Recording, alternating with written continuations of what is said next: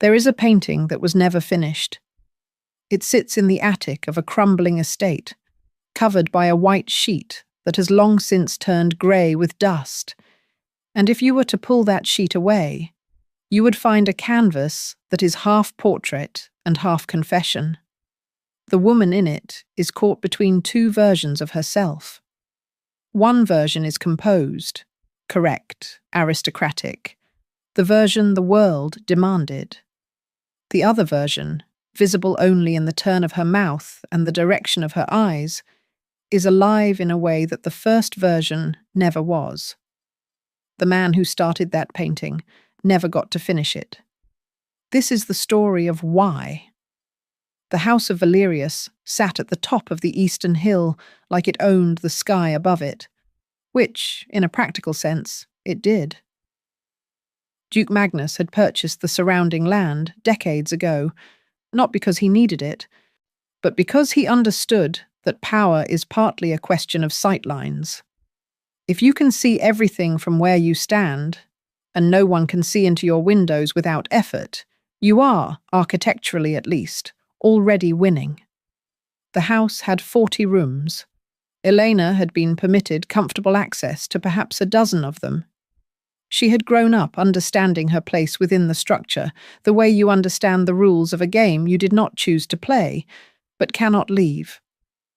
Her mother had died when Elena was 7, leaving behind a faint memory of warmth and a gold ring with a small blue stone that Elena wore on a chain beneath her dress where her father could not see it, and decide it was an affectation unbecoming of a duke's daughter. Her father was not a man who struck or shouted. That would have required a kind of emotional investment he did not make. He was instead a man who managed. He managed his lands, his finances, his political relationships, and his daughter with the same detached precision, identifying what each of them required to function correctly, and providing exactly that amount, not more. Elena was given tutors and adequate food and clothes appropriate to her station, and absolutely no room to be anything other than what the next chapter of the Valerius legacy required her to be. What that chapter required, as she turned 20, was a marriage to Count Marcus of the Northern Reaches, a man 15 years her senior, with a reputation for efficiency and a strategic alliance that suited Duke Magnus's ambitions considerably. Sure, Elena was informed of this, the way she was informed of most things affecting her life, at dinner, without preamble, and without any invitation for her response. She gave none. She had learned not to. What she had not learned, what no amount of management had successfully extinguished, was the interior life she had built for herself in the spaces between requirements. She read everything she could find in the library and formed opinions on all of it. She watched people with an attention that bordered on ferocious, cataloguing the distance between what they said and what they meant. She sketched, badly, in the margins of her notebooks, not because she had talent, but because it was one of the few things she did solely for herself. She was, in the privacy of her own mind, extraordinarily alive. No one in the house of Valerius knew this. That was the point. Julian came from the South Quarter.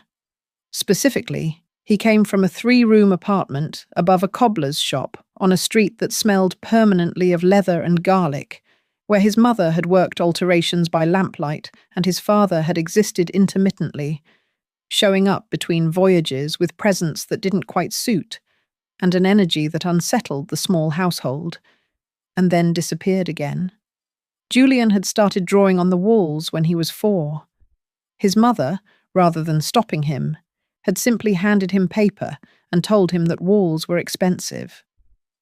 He had moved through the art community of the city in the particular way of very talented people with no connections, slowly, then quickly, through a combination of work and the kind of confidence that comes not from arrogance, but from having absolutely nothing to lose.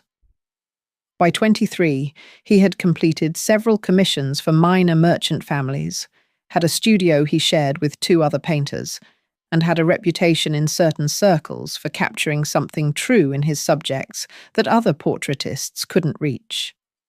The phrase that followed him was that his subjects looked like themselves, which sounds simple, but is in fact the hardest possible thing to do. Duke Magnus hired him because the cost was reasonable and the references were adequate. He did not particularly care about the painting beyond its function as a formal document of the engagement. He gave Julian access to the house and instructed the household staff to provide whatever was needed. And that was the extent of his interest. Julian arrived on a grey morning in early spring with his kit and a preliminary sketchbook, and was shown to the formal hall by a servant who looked through him in the way servants in wealthy houses learn to look through people who are present in a working capacity. Elena was already there. She was standing in the position she had presumably been instructed to stand in, near the tall window, in a dress the colour of deep water, her spine straight and her hands folded, and her face arranged in the expression that Julian would later describe to himself as a door that had been locked from the inside.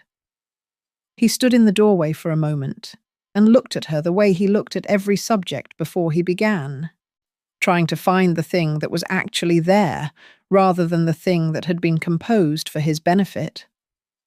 What he found confused him. He set up his easel without speaking, arranged his preliminary materials, and spent the first 20 minutes sketching the room rather than the subject, which was his habit, understanding the space before trying to understand the person within it. He was aware of her awareness of him. She was watching him with her peripheral vision, which she clearly believed was subtle, and which was not subtle at all. He finally looked directly at her. She did not look away. That surprised him. He said, with no particular emphasis, that she looked like a painting of a person rather than a person, and that he was being hired to paint a person, which meant they had a problem. The room was very quiet after that. Elena said nothing, for so long that he thought perhaps she had decided not to respond at all, which was within her rights, and which he had already prepared himself to navigate. Then she said, without any change in her expression or her posture, that she found it interesting he thought the distinction was his problem to solve. Julian looked at her. He picked up his charcoal. He began to sketch. He said the distinction was everyone's problem. But he was the only one in the room proposing to do something about it. Another silence. Then, so quiet he almost missed it, something shifted in her face. Not a smile. Not quite. Something that was considering the possibility of one. The first sessions were formal and frustrating. Julian could draw the exterior of Elena Valerius in his sleep. He had her bone structure mapped within the first hour, the particular angle of her jaw, the proportion of her forehead, the way the light caught the edge of her collarbone above the neckline of whatever dress she wore each day. She was, by any objective standard, a remarkable face. But he was not painting a face. He was trying to paint a person, and the person kept retreating behind the face every time he got close. He tried different approaches. He asked her questions. She answered them with the minimal precision of someone who has spent years ensuring their answers contain no information that can be used against them. He told her about himself, about the apartment above the cobbler's shop and the market and the other painters he worked with. She listened. She did not ask follow-up questions, which was not because she wasn't interested. He could tell she was interested. It was because asking follow-up questions would have required her to show interest, which would have been a form of vulnerability she had not yet decided to risk. He made her laugh exactly once in the first 2 weeks, by describing the experience of painting the portrait of a particularly self-important minor merchant who had wanted to be depicted alongside a horse he did not own. The laugh was brief, surprised, and immediately contained. But it had happened. He filed it. The shift from the formal hall to the smaller sitting room happened in the third week, practically, because the light in the formal hall was inconsistent in the afternoons, and the sitting room had a north-facing window that worked better. Elena made the suggestion herself. Julian understood that this was not actually about the light. The sitting room was smaller. It had 2 chairs and a low table and a bookshelf along one wall, and it felt, unlike the formal hall, like a room that people might actually inhabit rather than perform in. Elena seemed to breathe differently in it. Julian set up his easel and noticed that she had brought a book, not to read. She never opened it, but to have in her hands, something to do with them, something that made her presence in the room with him feel less like a formal arrangement. He did not comment on the book. He said, without preamble, that she could talk if she wanted to. That silence was fine, but it wasn't required. That some subjects were easier to paint when they were distracted by something other than being painted. Eleanor looked at the book in her hands. She looked at him. She asked what she should talk about. He said whatever she actually thought about, not what she thought she should think about. Whatever was actually in her head. The pause that followed was the longest one yet. He thought she was going to retreat, to produce something polished and appropriate, to default to the performance. She didn't. She started talking about the books on the shelf behind him, specifically about one of them, a volume of natural philosophy she had read 3 times, and her argument with the author's central thesis, which she found compelling in structure, but limited in scope. She said it with the particular energy of someone who has been waiting a long time to have this specific conversation with someone who might engage with it seriously. Julian put down his charcoal and engaged with it seriously. They talked for 40 minutes. He picked his charcoal back up without announcing it and sketched while she spoke. Those sketches, done without her self-consciousness getting in the way, were the first ones he felt were actually true. Weeks passed. The sessions settled into a rhythm that gradually became the best part of both their days, though neither would have admitted this under direct questioning. The attic happened by accident.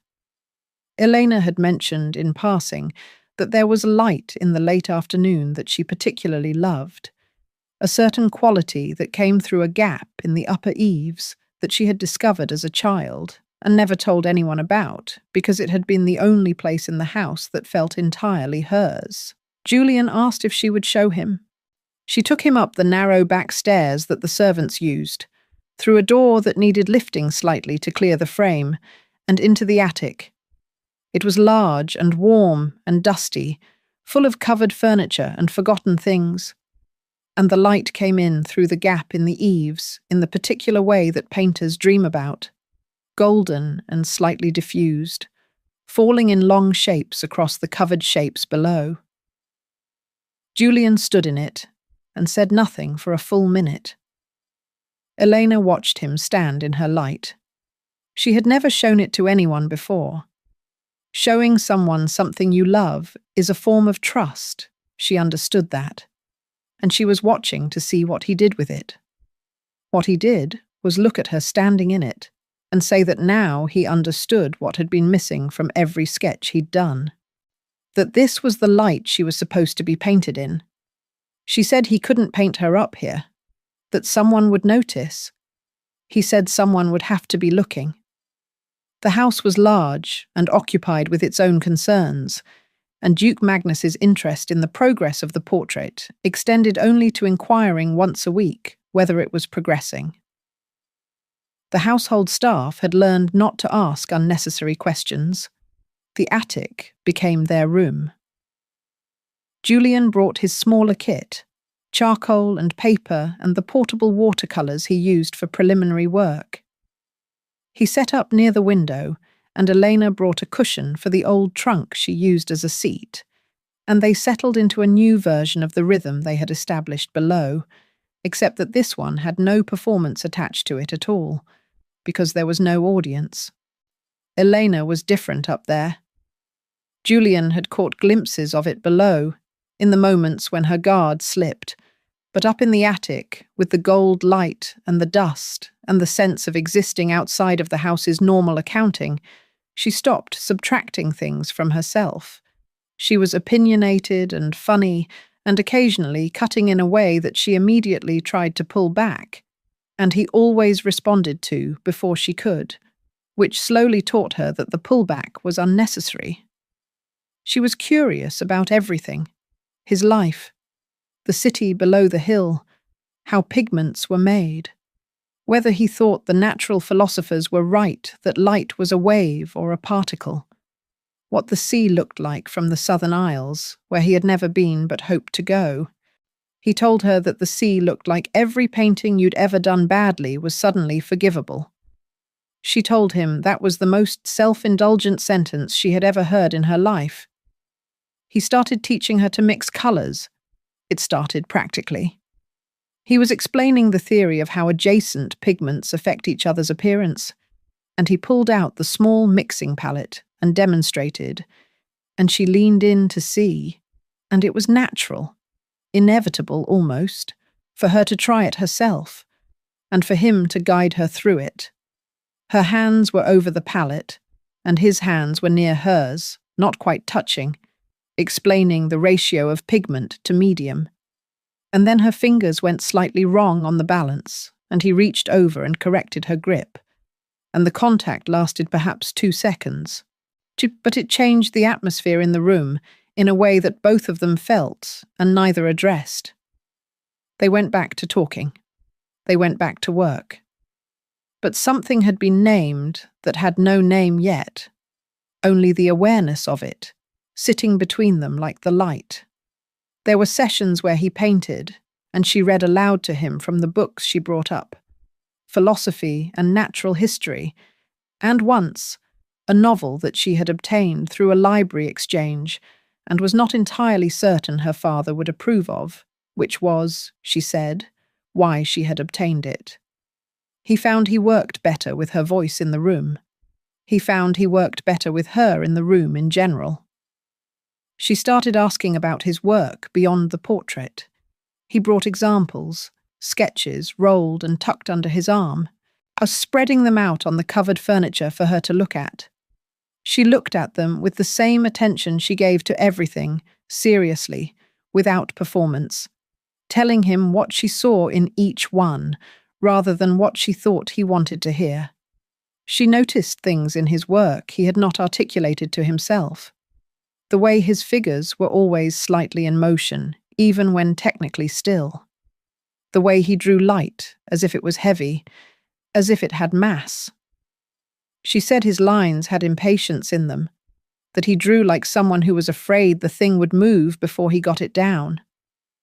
Julian looked at the sketches she was describing and felt the particular exposure of being seen accurately by someone you hadn't expected to be looking. He asked how she saw all that. She said she had been watching people perform stillness her entire life, that she had learned to look at what was underneath the position. Their eyes met over the sketches. The weeks were moving towards something, and both of them knew it, and both of them let it move. The touch that changed everything happened on a Tuesday in the 6th week. Elena had been trying to mix a specific shade of blue, the blue of the light at a particular time of afternoon, and she couldn't find it. And the frustration was visible on her face in the open way that frustration had become visible, because she had stopped filtering herself in that room. Julian came around from the easel, crouched beside her palette, picked up her brush and her hand together, and walked her through the mix, her hand inside his hand, the movement slow and deliberate. He said cadmium for warmth, ultramarine for depth. The white has to come last, or you lose the luminosity. She said she understood. Neither of them was talking about colour. He looked up from the palette. She was already looking at him. The space between their faces was close. The way it gets close when you've been working side by side for weeks, and proximity has stopped being notable, and then suddenly is notable again. He said her name once. She leaned forward and closed the remaining distance. The first time they kissed in the attic, it was careful, almost tentative, as if testing whether the thing they were doing was real. Then it stopped being tentative. The palette went down. The afternoon light held them in it without commentary. After, they sat on the old trunk together with her head against his shoulder and the dust turning gold around them. And he traced the line of her jaw with one finger, studying it the way he studied things he intended to paint. And she let him. And they both understood that something that had been building for weeks had arrived and was not going to be easily put back. He said he knew how complicated this was. She said she'd spent her entire life doing uncomplicated things that were required of her, and she was tired of it. He said what she was describing was not an argument he was going to make a counter to. She laughed, quietly, into his shoulder. The secret they built in the following weeks was an architecture of small, careful deceptions. They kept the formal sessions going below, maintaining the fiction of the portrait in progress. Elena, standing in her correct pose in the north-facing sitting room, while Julian sketched with the dutiful patience of a hired professional. The household staff observed this and reported nothing unusual, because there was nothing unusual to observe. The Duke's weekly inquiry received a weekly assurance that things were progressing adequately. In the attic, things were progressing considerably more than adequately. They had an hour and a half most afternoons, the window between the lunch hour and the period when Elena was expected for correspondence and preparation for the evening meal. They navigated the house's rhythms the way water navigates rock, finding the paths of least observation. The back stairs, the door that needed lifting to clear the frame. The attic, with its gold light and its covered furniture and its complete absence of the outside world. Julian brought things for her. Not gifts in any formal sense. He had limited means and knew she would find formal gifting complicated, but small things that accumulated meaning through intention. A page from a book he thought she'd argue with. A piece of deep lapis pigment, the expensive kind, because she'd mentioned once that she loved that particular blue. A charcoal sketch of the view from the attic window, the harbour in the distance, drawn quickly one morning before she arrived. She kept them all in a cloth bag behind a loose board she'd known about since childhood. She brought him things too. Food from the kitchen, obtained carefully, cheese and bread, and once, the remains of a tart from dinner that she wrapped in a cloth and smuggled up the back stairs with the solemnity of someone transporting something considerably more significant. She brought him books from the library with the pages folded where she wanted to talk about them. She brought him the ring on its chain one afternoon, not giving it to him, just showing it to him, showing him the thing she kept closest to herself. He looked at the ring for a long time, and then at her, and he understood what the showing was without her explaining it. They talked constantly. That was the part he had not anticipated when he allowed himself to fall toward this, the talking, how it had become as necessary as the rest of it, how he would finish a thought and she would pick it up from the middle and take it somewhere he hadn't considered, how they could spend an entire afternoon on a single question and still not exhaust it. They talked about the marriage waiting for her at the end of the summer. Not often. But honestly, when they did, she did not dramatize it. She described it with the flatness of something inevitable. And Julian, who had spent the first weeks in this house actively hating the institution it represented, had to work very hard not to say things about the Duke and the Count that would be satisfying to say and useless in practice. He said there had to be another option. She said she was listening if he had one. He had been thinking about the Southern Isles. He had a contact there, a merchant he had done a commission for, who had mentioned a studio available, a genuine studio, not a shared space, it with a view of the harbour and enough room to take multiple commissions at once. He had thought of it as a future possibility, something to work toward. He had been thinking of it differently lately. He told her about it. He told her what it looked like from the description, the harbour view, the light. She listened with her full attention, the way she listened to everything, and when he finished, she said she had never seen the sea. He said that was a thing that could be corrected. The conversation arrived by its own logic, neither of them forcing it, at the conclusion that had been implicit in the attic from the moment they'd first closed the space between them. They were not talking about a portrait anymore. They were not talking about a commission or a summer. They were talking about a life, and whether a life was something you fell into because it was arranged for you, or something you chose at significant personal cost. Elena had spent 20 years falling into what was arranged. She understood the cost of choice more clearly than Julian did, because she was the one who had more to lose. And she chose it anyway. They made the plan with Julian's sketchbook open between them, using it as something to look at when the weight of what they were planning became too large to hold, with only their eyes. The summer gala was in 11 days. Every senior member of the household would be occupied with the event from early morning. The back gate was used only by deliveries and was unwatched after the last cart at midday. There was a road east that connected, through secondary routes, to the port city 3 hours south. Julian would arrange the cart. Elena would arrange herself.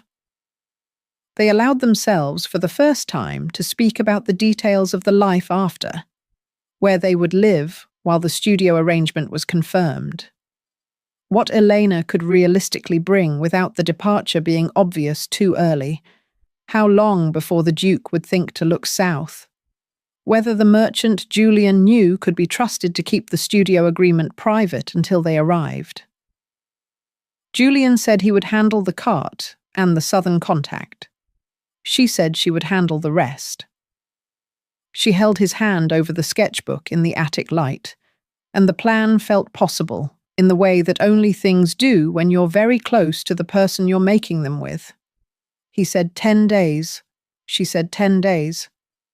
8 days before the gala, there was a night that was not planned. It had been a difficult session below, in the formal hall. Duke Magnus had appeared unexpectedly to review the portrait's progress and had made several comments about Elena's expression in the preliminary work, finding it insufficiently dignified, and Julian had been required to stand and listen to a man critique something he understood completely, and the man understood not at all.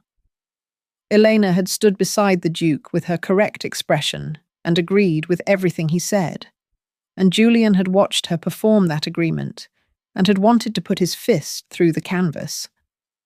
After the Duke left, the session dissolved. Julian packed his kit mechanically. Elena stood in the room and said nothing, and he could see the cost of the last hour in her shoulders. The particular way they fell when she had been required to compress herself back into the shape the house demanded. He looked at her. He said, "Come to the attic." Not a question. Just a direction. She looked at the door the Duke had left through. She looked back at Julian. She came. The attic was different at that hour. Later in the day than they usually occupied it, the light already turning from gold to amber, the harbour in the window going from blue to dark silver. They sat on the covered settee that had become their habitual place, her feet tucked beneath her, his arm around her, and neither of them spoke for a while, because the afternoon's performance had depleted something in both of them that conversation would not restore. He held her, and she let herself be held, and she told him, into his shoulder, that she did not know how she had lived in this house for 20 years. He said she had been surviving it, that surviving something and living in it were different skills. She said she was ready to stop surviving. He held her face in both hands and looked at her. She was looking at him the way she had started to look at him in recent weeks, with nothing between the looking and what she actually felt. And he understood in that moment that this was the rarest thing she had given anyone, and what it cost her to do it, and what it meant that she was doing it with him.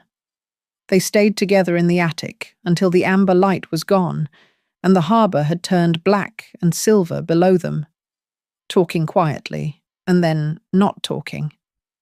And when Eleanor finally rose to go back down, she stood for a moment in what remained of the light, and Julian looked at her standing there and thought that he was looking at the painting he had actually been trying to make since he arrived, and that he would never get it onto canvas because there was no canvas that could hold it. She left. He gathered himself and his kit and descended the back stairs in the dark. The morning of the gala arrived before either of them had finished being ready for it. Julian had the cart confirmed with a contact he trusted. He had written to the Southern Isles 3 days prior. He had his own few things ready in a pack at the studio, and he had spent the previous evening sitting in that studio looking at the sketches of Elena he had accumulated over the weeks, the formal ones and the true ones, and thinking about how many of them he was going to carry with him versus how many he could afford to add weight with, and deciding that the weight was acceptable on all of them. Elena had packed a small bag and hidden it behind the loose board. Her mother's ring on its chain, 2 books, a change of dress, the small cloth bag of things Julian had brought her over the weeks because she found she could not leave them. She had composed her face all morning in the mirror, practicing the version of herself she would need to wear through the gala until the moment the back gate closed behind her. She was at her dressing table when she heard her father's footsteps in the hall. She had not understood, until that moment, how much she had believed it was possible. Duke Magnus did not shout. He did not strike.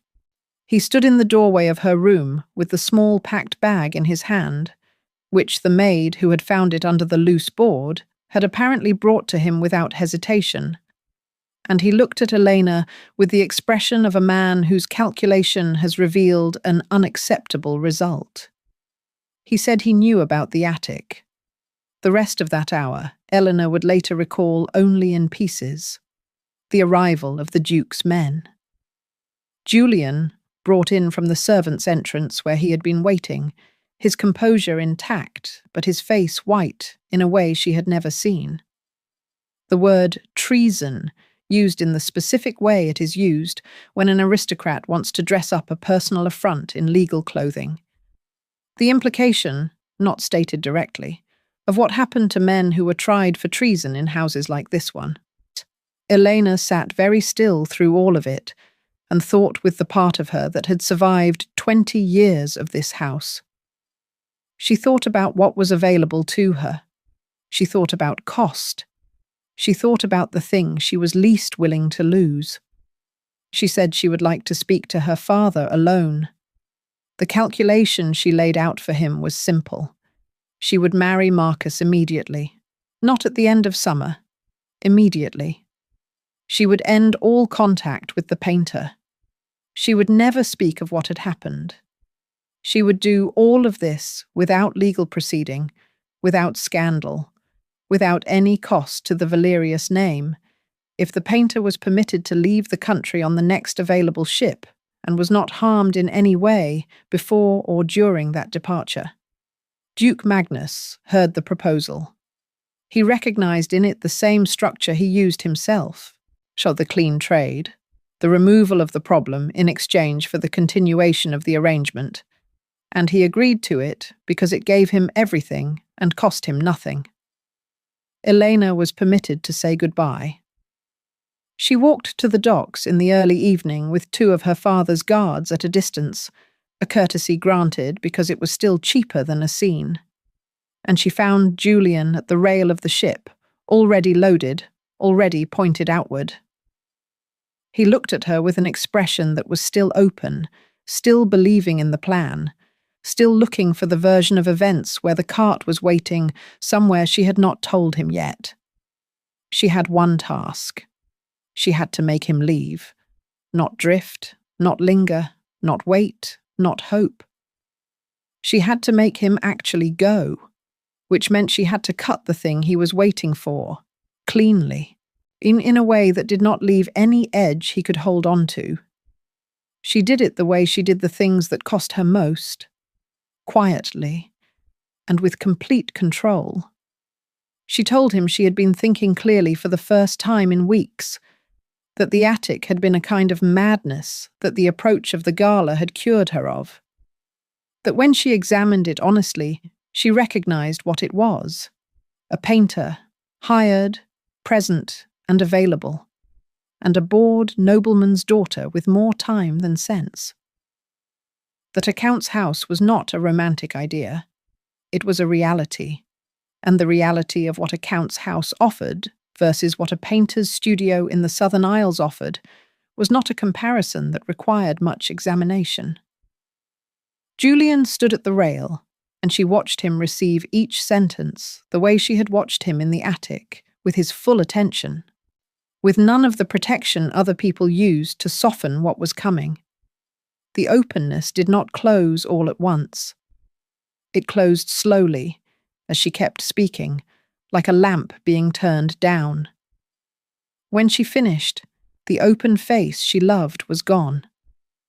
What was there instead was something she did not recognize in him, harder, older, something that had been formed in the 30 seconds just elapsed. He said nothing. The ship's bell rang. Someone on the dock shouted to prepare for departure.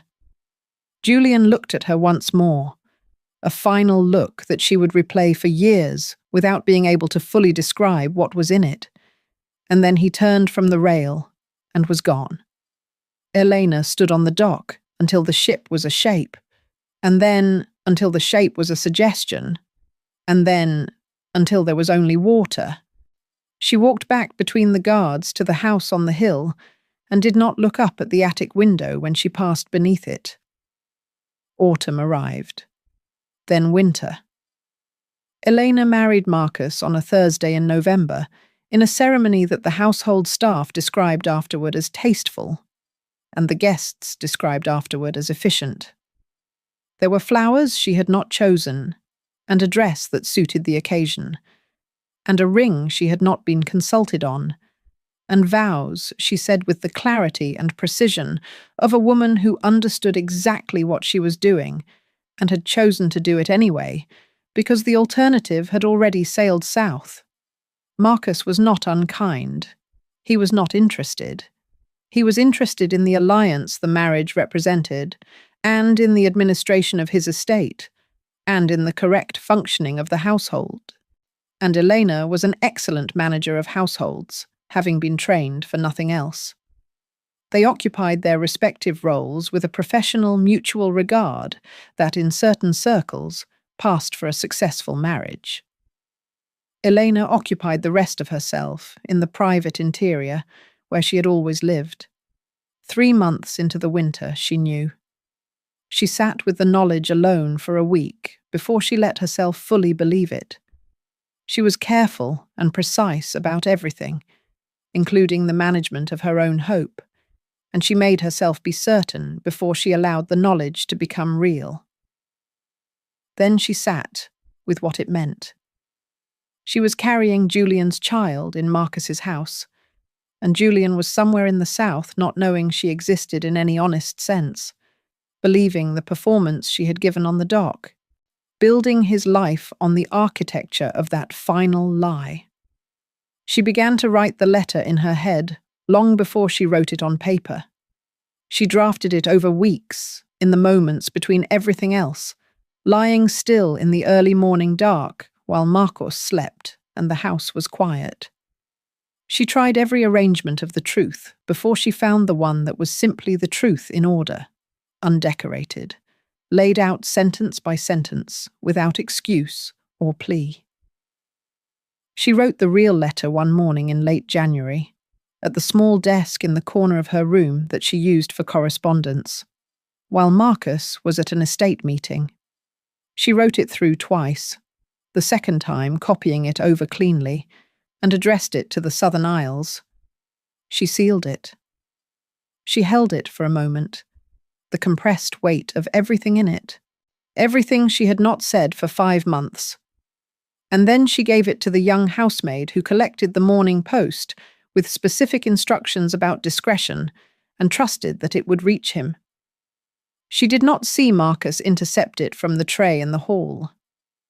She did not hear the meeting that happened 2 weeks later in the room beside the kitchen, between Marcus and 2 men whose purpose she would not have wanted to know. She did not hear her name used in that room in the context in which it was used. Selah heard. Selah had been in service in various houses since she was 14, and she had learned, in the way that people who are perpetually overlooked learn, to understand the weight of what was being said around her. What she heard outside the door of that room had a weight she had encountered only once before, in a different house, under different circumstances, and she had not acted quickly enough that time. She acted quickly this time. She was at Elena's door before midnight, speaking low and without any softening of what needed to be said. Elena listened. She asked 2 questions, and both answers confirmed what Selah was telling her. She was dressed and at the back door in under 15 minutes. The ring on its chain. Nothing else. The letter was gone, in Marcus's possession, presumably burned or locked away, or already used as evidence of some kind. Julian would not receive it. That was simply a fact now, one of the permanent ones. She walked out into the winter dark and did not stop. What Julian received, in the Southern Isles, over the following months, was silence, which he understood as confirmation. He received the silence, and he built with it. He was not in the Southern Isles by the time the silence arrived, actually. He had moved fast, his bitterness operating as a kind of fuel, driving him through negotiations and partnerships and opportunities with an energy that the men he worked with identified as ambition, and that Julian understood as something much simpler. He was proving something. He was not entirely sure to whom, since the person he was proving it to had no idea he was doing it, but the proving was structural. It held everything else up, and so he kept proving. He was good at it. He was better than good. He had the painter's eye that translated into business in unexpected ways, the ability to see what was actually there rather than what was presented, the patience for the preliminary work that other men found tedious, the recognition that what you were really trying to capture was something true beneath the surface. He built a company from a single ship and a contact and a studio he never used. Then 3 ships. Then a fleet. Then the financial relationships that a fleet requires, the banks and the insurers and the exchange houses, which he understood and then learned to own. He was 33 years old, with more wealth than any duke he had ever been employed by, and he spent his evenings in a large house with 17 rooms that he walked through without turning on the lamps, because the rooms were furnished for a life that had not arrived to occupy them. He told himself he was not waiting for anything. He was lying, but he had been lying about this for so long that the lie had the texture of truth. Elena, in the trade town 300 miles north of the Southern Isles, was not waiting either.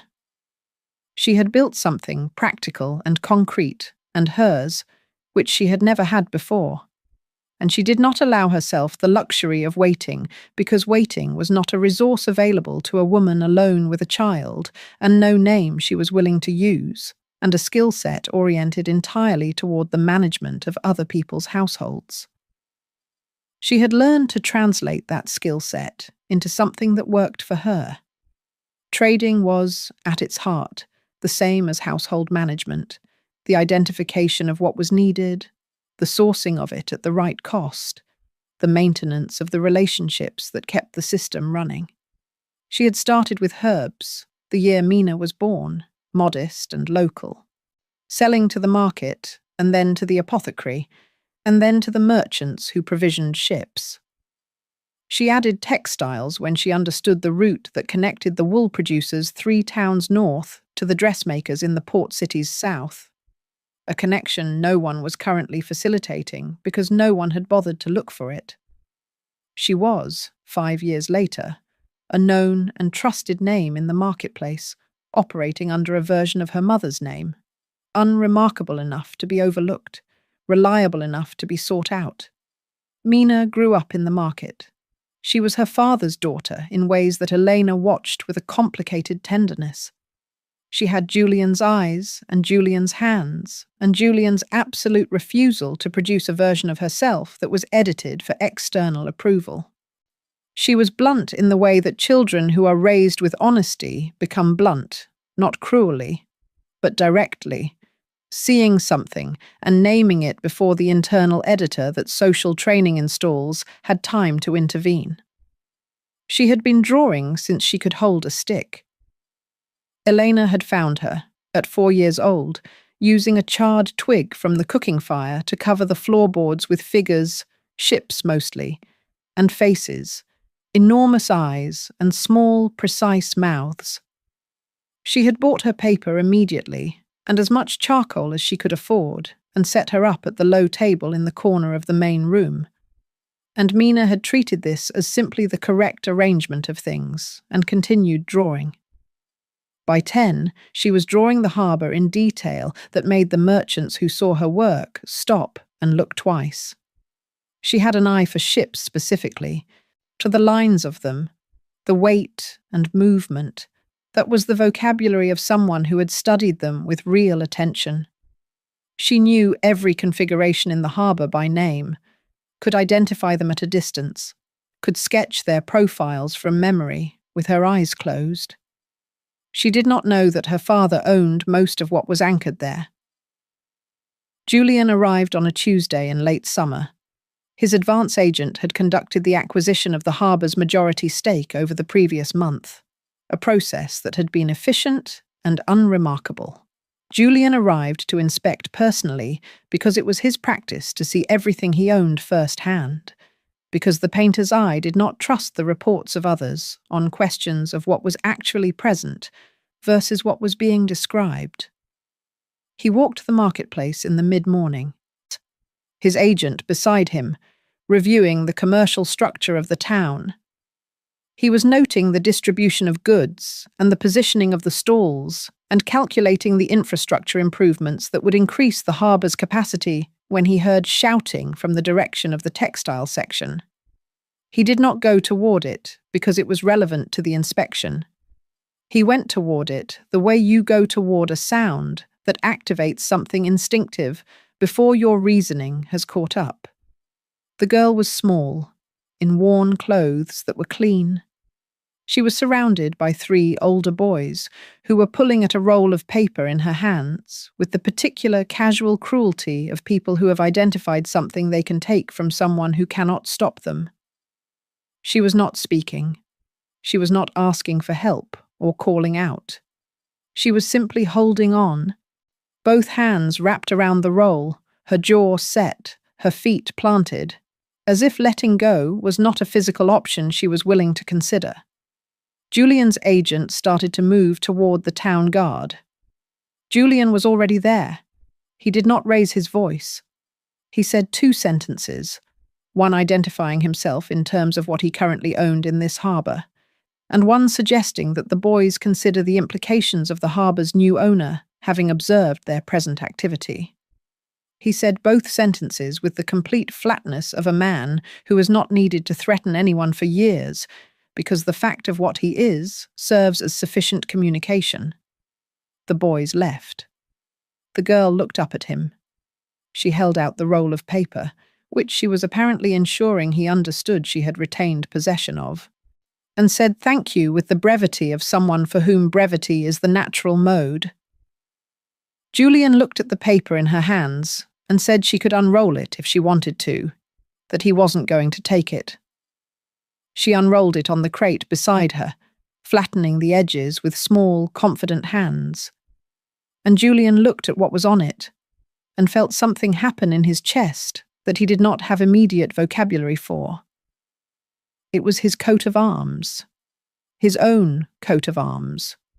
The one he had designed with the compass and the wave, drawn in charcoal on paper by a 10-year-old girl in a marketplace, from observation, from memory, in multiple iterations across the page as if she had been working through variations, studying the thing. The draftsmanship was exceptional in a way that was not the word you used for a child's work, unless you meant it in the way he meant it.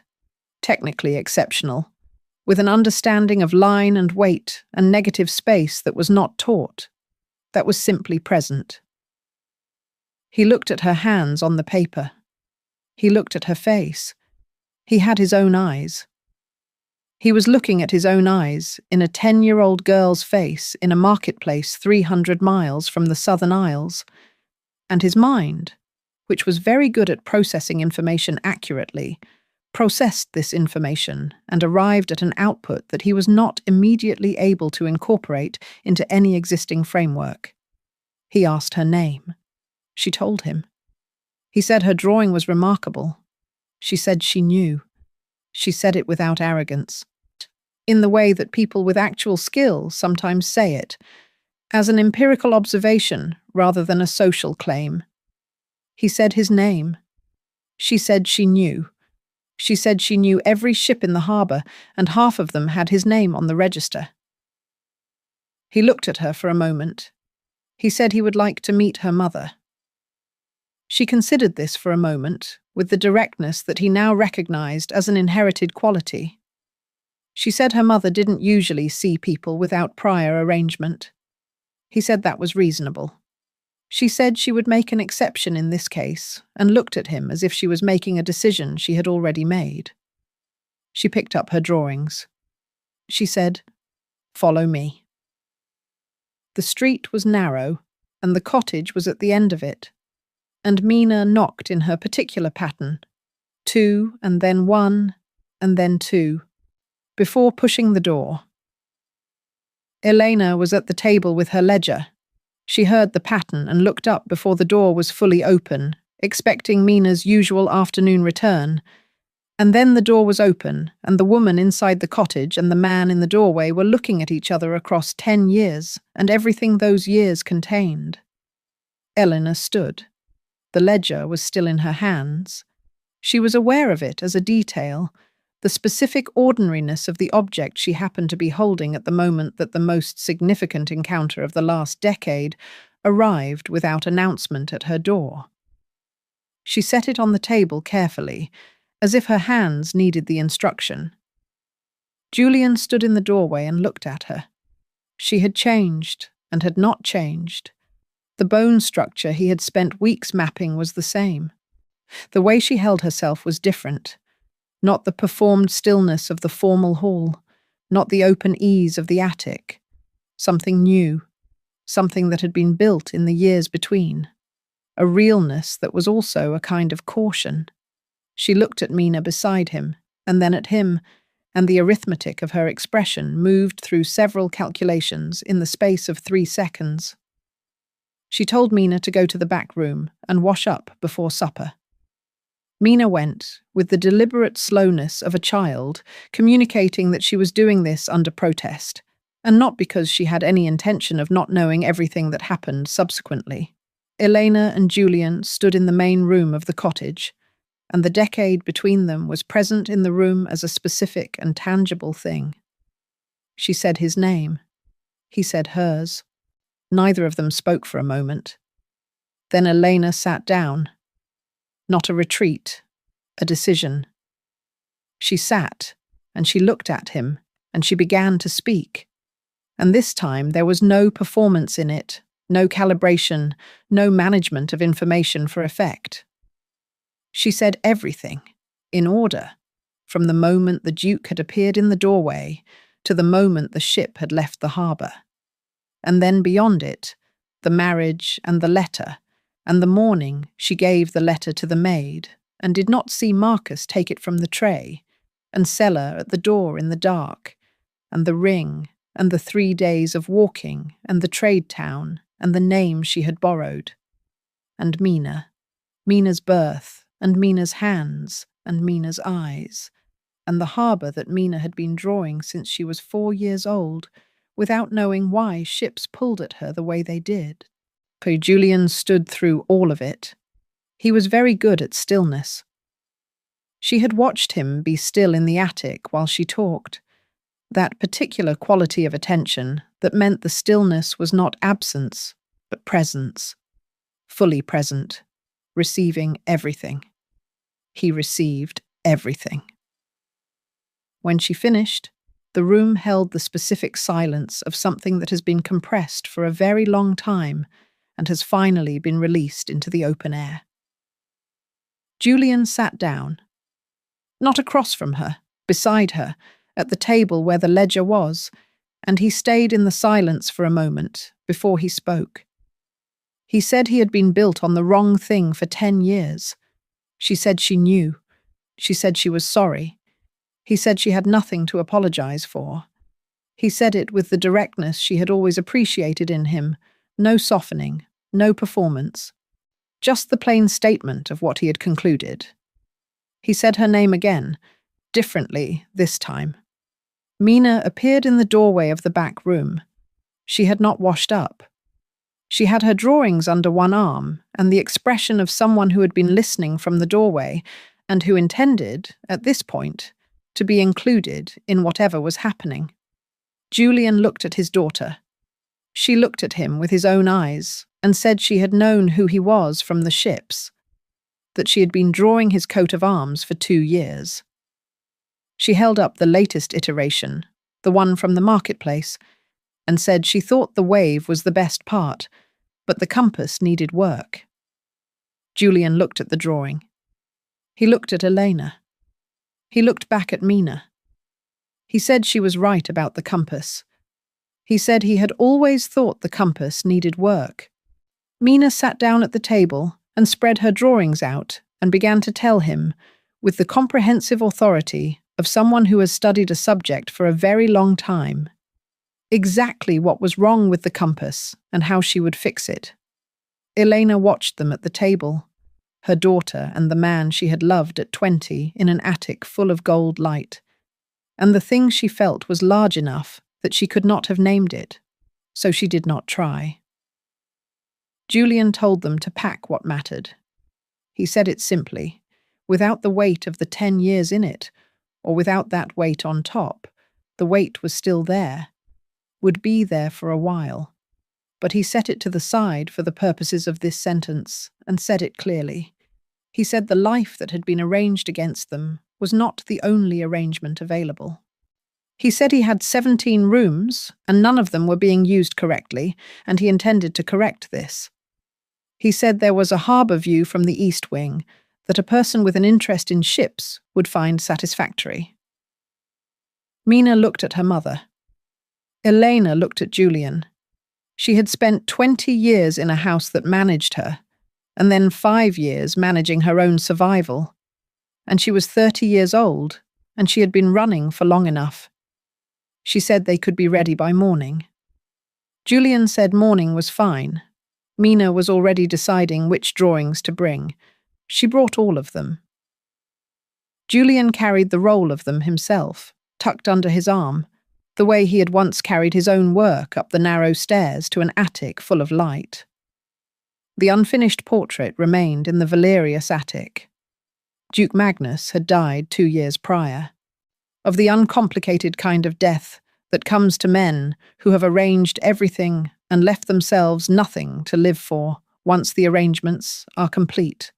Marcus had retreated to his northern estate with a woman from a merchant family who, from all reports, found his efficiency charming. The house on the hill had been sold and resold, and was currently occupied by a family of moderate prosperity who had covered the formal hall portraits and turned the sitting room into a library. No one had gone to the attic. The painting was still there, under its greyed sheet. The woman in it, caught between poses, between the person she was required to be and the person she had briefly allowed herself to become. Half finished, the background completed, the figure completed, only the expression still in progress, her charcoal lines over the first sketch, working towards something that the painter had never quite arrived at. He had been trying to find the true face.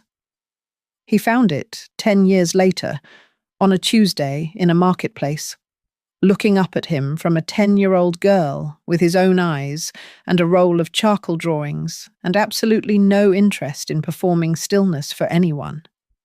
He found it in the cottage on the narrow street, at the table, in the woman who had traded her own future to save his life and then survived the trade alone for a decade, and who looked at him now without the door locked from the inside. He didn't need to paint it. He already knew what it looked like. 3 people in a house with 17 rooms, learning to use all of them. Finding, in the space that had been arranged for a hollow man to walk through without lamps, and the life that had been waiting all along. Not unmarked, not light, not without the weight of everything it had cost to arrive. But there, real, theirs. The painting they actually made was never commissioned by anyone. No duke ordered it. No formal hall required it. It was made in the daily accumulation of ordinary time, morning light through windows they had chosen, meals at a table they sat at by preference, the sound of a girl sketching in the next room while her parents talked in the low, easy tones of people who have stopped filtering themselves for each other. Mina fixed the compass on the coat of arms. She was right. It was better after.